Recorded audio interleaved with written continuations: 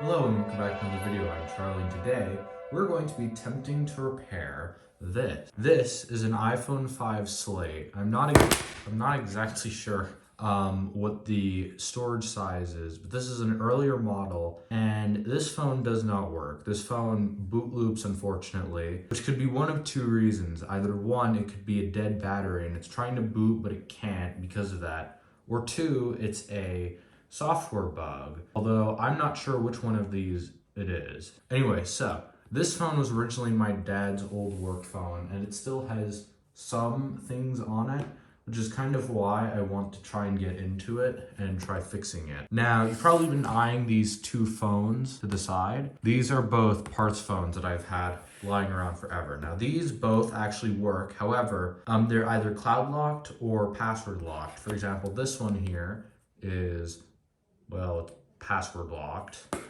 And then this phone here is cloud locked. However, both of them actually work pretty well, almost perfectly. And conditions of these phones isn't even that bad, especially this one. This one's in very nice shape.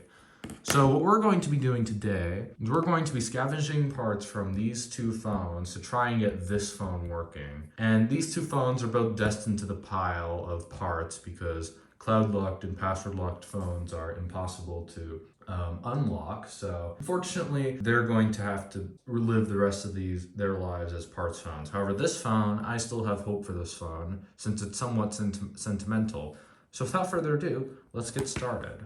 Now, I've never opened up an iPhone before properly, and I don't have the tools. That's why I bought one of these. This is an iFixit Essentials electronic kit. And you're probably wondering, hey, why'd you get the cheap one? Well, first of all, this was already like 70 bucks in this country, which is a lot for a toolkit. And even though it only comes with a few bits, I already have like 5 more toolkits that have like bitted sets just like this, only in a much larger scale. And if I'm honest, this is all I really need. I don't need any more than just these. So this should be good for now. So the first thing we have to do to take apart this phone is remove the bottom screws. These are special Apple screws, so you'll need a special screwdriver to open them. Next up, I'm using one of these. It's a suction cup to sort of pull up and break the seal of the phone to the screen. I'm also using a guitar pick and a special pry tool to open it up.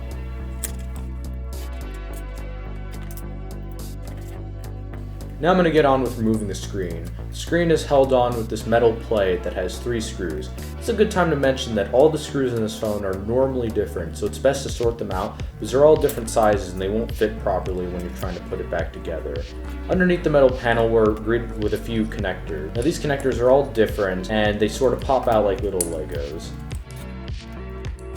Next up, we're going to be taking out the battery connector. This is held on with a panel that's held in with 2 screws. Again, the screws are different, so you want to make sure you keep those organized.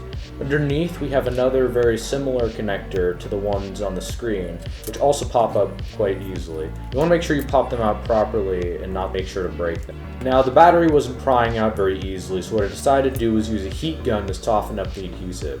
This heat gun is at a 230 degrees and it should make it a lot easier to pry up the battery when it's all hot. Now this is a phone that didn't have magical pull tabs like the current models do, so it has the standard sort of adhesive that needs to be pried off with heat. As you can see, it did a pretty good job.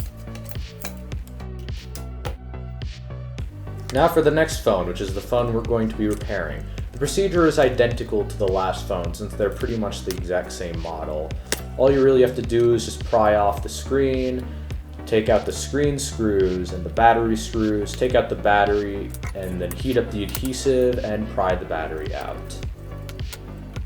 Now it's time to partially assemble the phone back together. Now the reason I'm doing this is because it's best to always test your components and make sure the phone is working before you seal it up. It's a huge pain to take these phones apart, so it's always a great idea to know what you're working with. Now let's see if it works.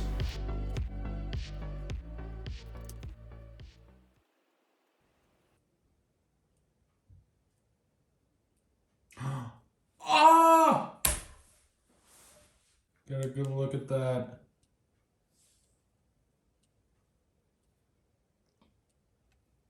It works. I'm honestly in amazement that this thing still works. I've owned this thing since 2016. That's when he gave it to me, and I never knew what was wrong with it. And I always just kept it around until recently when I decided to actually figure it out. And then I bought this toolkit, and now it works. And it's got all these old photos on it that we've been looking for ages. So yeah, now that it works, this phone will die in vain as a parts phone for the future. And this phone doesn't even have to be touched until another time. But yeah, so now that we're done with it, it is time to put it back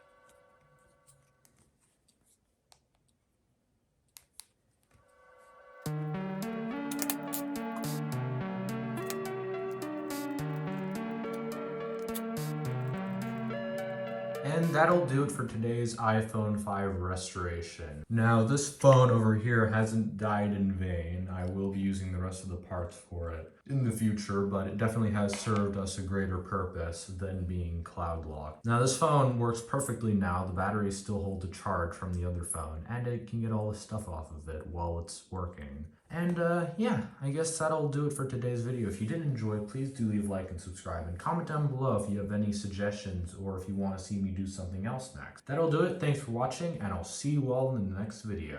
Goodbye.